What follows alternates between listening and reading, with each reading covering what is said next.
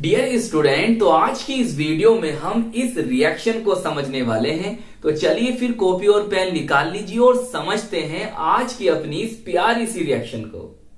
देखिए, फिनोल की अभिक्रिया जलीय NaOH बोले तो एक्वस सोडियम हाइड्रोक्साइड की उपस्थिति में प्रेजेंस में क्लोरोफॉर्म के साथ होती है तो क्या होता है जब।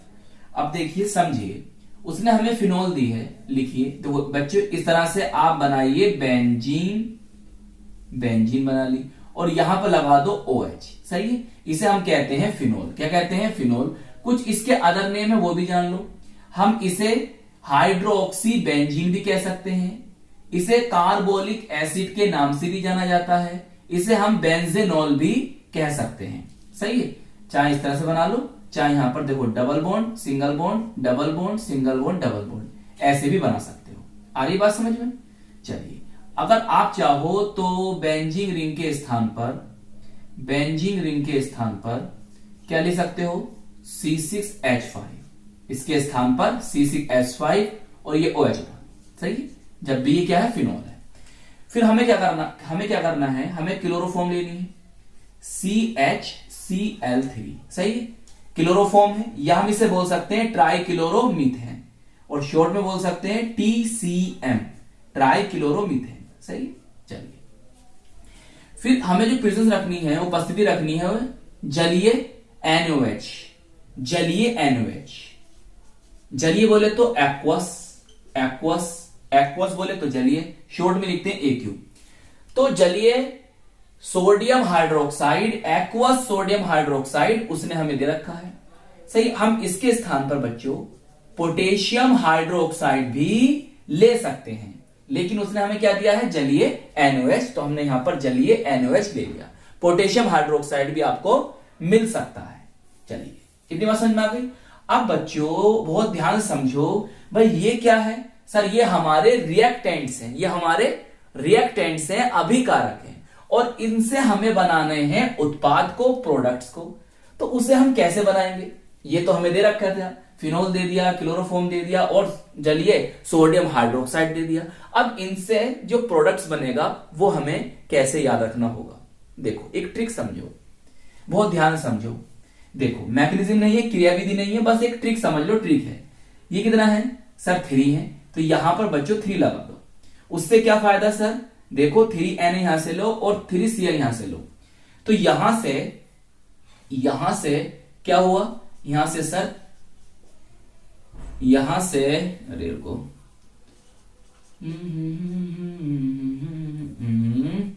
बड़ी बदतमीज, ऐसे। सही है, और यहां से बच्चों 3NaCl क्या होगा? निकल गए। ओके, अच्छा, अब यहां क्या बचा सर? यहां बचा CH और यहां बचे 3OH। मैंने उन्हें लिखे इस तरह से OH OH OH। सही, तो यहां से क्या हुआ? जल निकल गया। जी सर, H2O तो यहां से निकल गया। सही, अब देखो ये O बचा, इसे दे दो, तो ये एक आपका ग्रुप बन गया CHO। सही है, इसे उठाकर एक बार ऑर्थो पर एक बार पैरा पर लगाओ। मैं पूरी बात आपको बताऊंगा, समझते रहो बात को ध्यान से। रिएक्शन आपको इस तरह से याद रखनी है। इसमें मेन प्रोडक्ट क्या होगा वो भी समझेंगे। ये OH, नेम भी बताऊंगा इनके में, CHO आ गया, और यहां पर बच्चों ये आ गया आपका, ये ऑर्थो प्रोडक्ट है, और ये आ गया CHO। सही, अच्छा आगे सुनो। जब बेटा यहां से ये जुड़े हैं तो यहां से एक H निकला होगा। सही है, उस H को ले लो, H आ गया। अब ये जो बचा था OH, इसके साथ मिलाओ, बताओ क्या बनेगा? फिर जल बन जाएगा। तो यहां से ये बन गया 2H2O। बताओ, रिएक्शन समझ में आ गई? उनके नेम बताऊंगा, आपको टेंशन नहीं लेने का, अभी और बातें बतानी है आपको इसके बारे में। देखो, ये एक नेम रिएक्शन है बच्चों, हमने पढ़ रखी है, जिसे हम क्या कहते हैं? राइमर टीमन अभिक्रिया, राइमन टीमन रिएक्शन। आइए अब यहां पर आओ, देखो इसका नेम क्या है?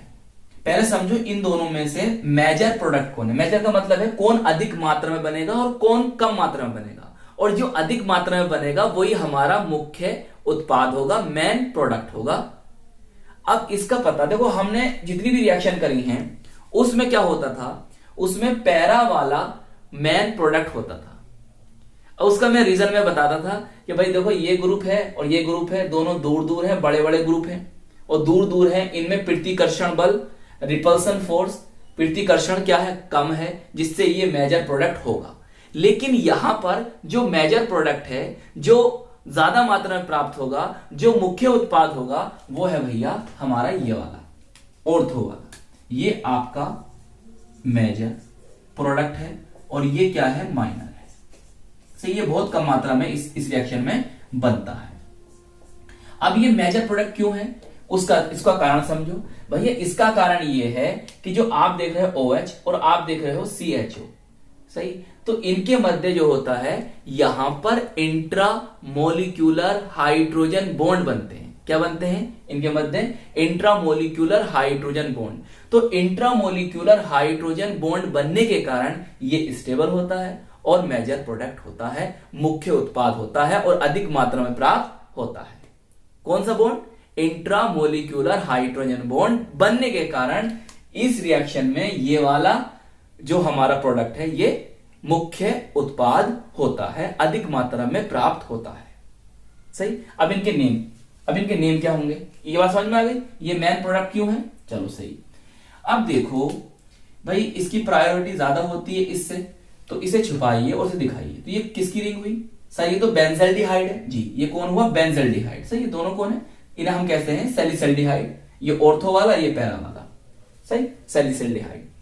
अब इनके नेम समझो और देखो भाई, ये 1 पोजीशन है और ये दूसरी पोजीशन है, तो 2 पे कौन है, OH, तो हम इसे कहेंगे 2 हाइड्रोक्सी बेंजल्डिहाइड। क्या कहेंगे, 2 हाइड्रोक्सी बेंजल्डिहाइड।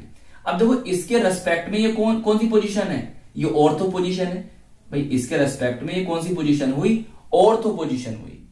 सही, तो हम इसे कह सकते हैं ऑर्थो हाइड्रोक्सी बेंजल्डिहाइड। इसी तरह से देखो 1 2 3 4, तो ये कौन होगा बताओ, खुद से करना इसके नाम। सही है, चलिए नोट कर लो बच्चों, 2024 में पूछी गई थी रिएक्शन। तो आई होप ये रिएक्शन आपको अच्छी तरह से समझ में आ गई होगी। अपना ख्याल रखिएगा, अपने परिवार वालों का ख्याल रखिएगा, अपनी माता पिता की सेवा करते रहिएगा, खूब मेहनत से पढ़ाई करते रहिएगा और हम मिलेंगे आपको इसकी नेक्स्ट वीडियो में। जय हिंद, जय भारत।